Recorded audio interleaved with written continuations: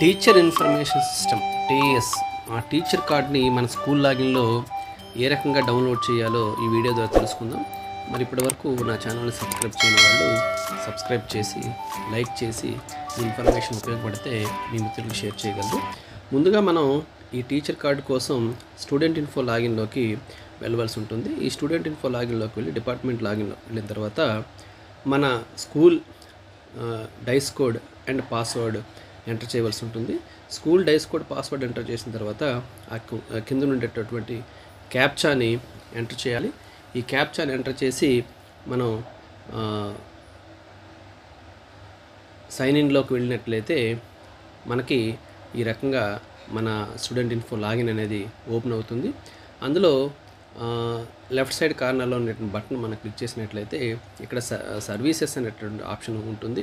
ఈ సర్వీసెస్ అనే ఆప్షన్ని మనం ప్రెస్ చేసి ఆ సర్వీసెస్లో స్టాఫ్ అనేటటువంటి టైల్ అనేది ఉంటుంది. ఈ స్టాఫ్ టైల్లో సెర్చ్ ఎంప్లాయ్ అనే ఆప్షన్ కూడా మనకు కనిపిస్తుంది.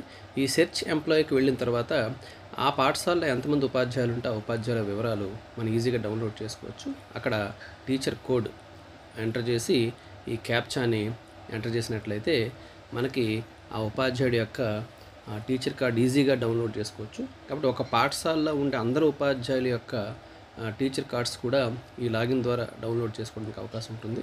కాబట్టి ఇక్కడ మనం ఆ ట్రెజరీ ఐడి క్యాప్చా ఎంటర్ చేసి నెక్స్ట్ డౌన్లోడ్ పీడిఎఫ్ అని మనం చేసినట్లయితే డౌన్లోడ్ పీడిఎఫ్ ఫామ్ అనేది మన టీచర్ కార్డ్ అనేది మనకి డౌన్లోడ్ అవుతుంది.